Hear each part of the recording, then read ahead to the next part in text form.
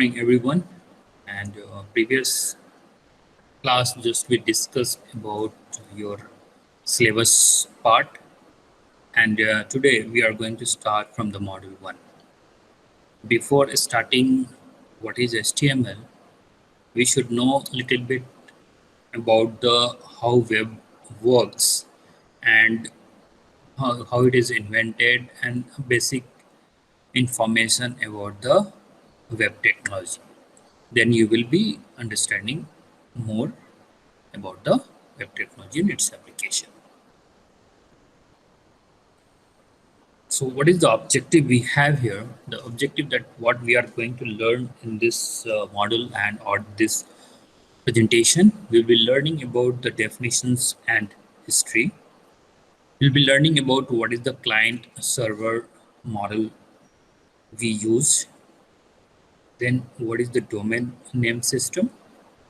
What is URL? That is Uniform Resource Locators. What is the HTTP? That is Hypertext Transfer Protocol. And we'll be learning about web servers. These are the basic objective which we need to learn before starting the web technology. Any web programming you are going to do that, you should aware about these things. It's very important. If you are aware, then you will be understanding more, and then you will come to the development side. So this is just the perspective is that we have to understand how this works and how it's get connected on the internet. First, we talk about the definitions and history. So many people say that what is web or what is internet? Maybe people will always say that yes, internet and web is both are same, but actually the answer is no. Both are not same. Internet is something different and web is something different. When we talk about the web, generally we pronounce as a triple W. So what is the triple W? It's nothing, World Wide Web, or simply we pronounce as a web only. So it is nothing, it's just certainly what most of the people think when they see the word internet. Okay, you are using internet. So what is that internet? Internet is a system where all the applications, like web is application, email is the application, gaming is one application, FT is an FTP, that is a file transfer protocol, is one of the application. This all are subset of internet. So the internet is the main thing which connects all this system. So we can say that triple digit only subset of the internet, or email is a subset of internet. Even because through the internet only we are connected from one country to another country. We are getting connected. The system what he used the application, that is the different in his country. So it will come inside that the web part comes. Who developed this web? Okay, maybe might be you all have already studied, or you can just explore and get more information about Sir Tim Berners-Lee, and he is the person behind the development of web. Okay. So when the invention started in early days, I think it's in 1987 or 88. Actually, it started with Tim Berners-Lee. He has started proposed some you can say that it is some theoretical model, and then finally in 1990 this was published, the proposal for the hypertext system. And the Tim Berners-Lee, he was worked with the CERN in Switzerland. So actually the first launch of web was in nearly 1990s.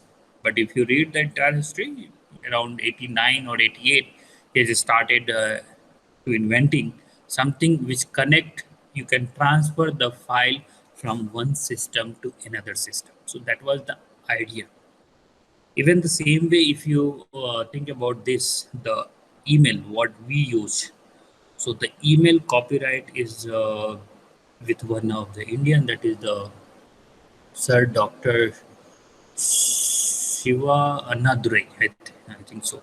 Okay, so he was in the childhood only. He joined some research team, and they gave that, okay, if you develop a system where we can get the data from top building to the ground. See, he was working in a building where what happened, uh, any document is there. Suppose you are working in an organization having the 20 or 30th floor building. You don't have lift system. Even though if you have lift system, what do you have to do? Later you have to come and drop to the receptionist, okay, or you the ground. So they will be intermanual. So what happened? It was taking time. So people, that's why in early days when email was invented, that time it was the name was given as a Dropbox, not the email box. So what he is supposed to do? Anything he has to drop. So he invented a separate system. He made one something kind of DRAM system. From their top he will put, and it's easily come to the ground floor. So same on that basis idea, he developed the email system. That those days it was called as Dropbox. The same way the Tim Berners-Lee, he developed the web. What are the core features of the web? When we talk about the web, that is the triple W, World Wide Web. And as I mentioned, that initially it was proposed by Tim Berners-Lee, and he developed certain features. So what are the features was there for the web? That is, one is the a URL. What is the URL? As we have seen, that URL is nothing, uniform resource located, is uniquely identify, okay, a resource on the triple W. Example, very simple. Someone want to call on your number, or someone want to send a letter to your home. What happened? Address, it's a unique identification, right? Then only it will reach to your address, otherwise it won't. So that's why he has mentioned as a URL. So it is a uniquely identification which will be understand on the triple W. Then there is something called as HTTP protocol, that is hypertext transfer protocol, okay, which will describe how you are sending the request and how the response will receive to the users. So whenever you are sending the request and how it will response will receive, that another feature that is the HTTP protocol. The third one is something called as software program. Later on, its name has been changed as a web server software, or you can say simple web server. So this software will help to respond the HTTP request. Whatever you are going to do the HTTP request or response, that will be handled by the web server. And at last, the HTML will be HTML document, that is your hypertext markup language, will be published in the form of document. And this, how you will see the published document? Obviously, for this, we required a browser. That means that is a program. Browser is nothing, it's a program. So early days, it was called as program, and later on it's changed as a browser. To make HTTP request from URLs, and that will display the HTML when it received. So these are the few core features of the web. In another simple explanation, you are sitting here, okay, with a laptop, okay, you have the internet service, and then you are searching google.com. The moment you open, that is how you are opening the google.com, you'll be opening in the browser. When you type here google.com, so in URL, so what will happen? It will go to the web, that is the triple internet. So it will go to the request. Now request has received here. The request will go to the internet, and then it will find out which server, web server, this request is there. So it will pull the data and then it will give the response. So now response will reserve. So what request you have given, what you are trying to open, that response will come and it will display again on the browser. And user will be happy that, yeah, I got my answer. So this how actually web servers works. Are you getting me? Web pages, okay. Generally you say that website or web page. So when you are going to develop the website, so there is a two different kind of website. One is called as static website and another one called as dynamic website. So what does it mean that static website and dynamic website? Let's see that.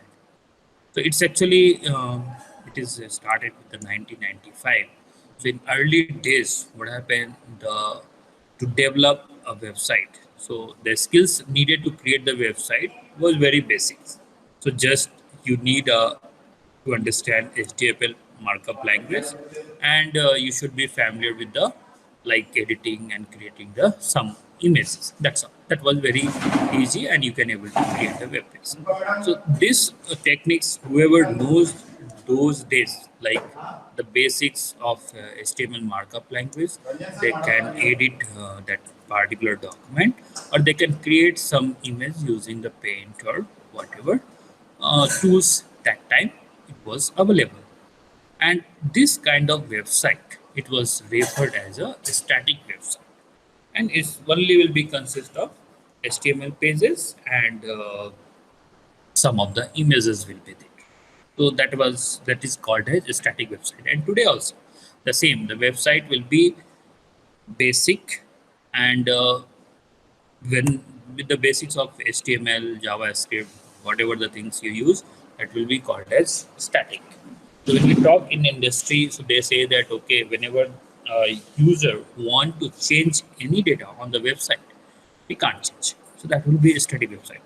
Dynamic website, the user will be having one admin access where they can edit the data. That will be considered as a dynamic website. Even in a static website, you can do that, but manually you have to do the changes for all, and then you have to upload. So this kind of website was considered as a static website. Here is the example. As I said you at browser. Okay, so what the first you want to open some vacation website, any website. So you will be typing in the browser. That is the user sitting here. You will be typing on the browser that vacation.html or whatever the thing. What will happen? It will go to the website. Okay, so web server will retrieve the data from the hard drive. So data will be in this hard disk. Okay, and it will retrieve. Okay, the moment is there. So where is in this server? It's not like only vacation or your picture.jpg. There are so many files will be available in this server. So what happened? What request you are giving, it will search that one and it will send from the server in the form of HTML, and you will be able to see the see the answer on the browser as a whatever the image you opened. Okay, so this is the static website. So it will be always will be having the extension as a .html. Now when we talk about dynamic website, I said you that the dynamic website, it has just invented and started just few years before. That means almost you can take 10 years. Yeah, we can say there more than 10 years the dynamic website is started. Okay, so within the few years of invention of the website, so website begins get more complicated as more as site begins like different types of programs. Okay, so any technology is in the starting days, it will be very easy. When it's become like more development will happen, obviously the programming technology will get changed and it will becoming more complex and more complicated because of running on the different kind of servers. Now we have .NET server, you can run on the Java server.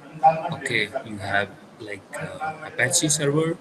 There are different kind of server is there, and that on that server actually your content should get changed dynamically. So that was the one of the challenge for the static website. So to resolve this came the dynamic website. So what will happen in dynamic website? The dynamic website will be having containing with the information like server. So that will be it will be with .php. You can see the extension difference is there. In previous we had .html, now we have .php. So what happened? The same way the request will come to the server.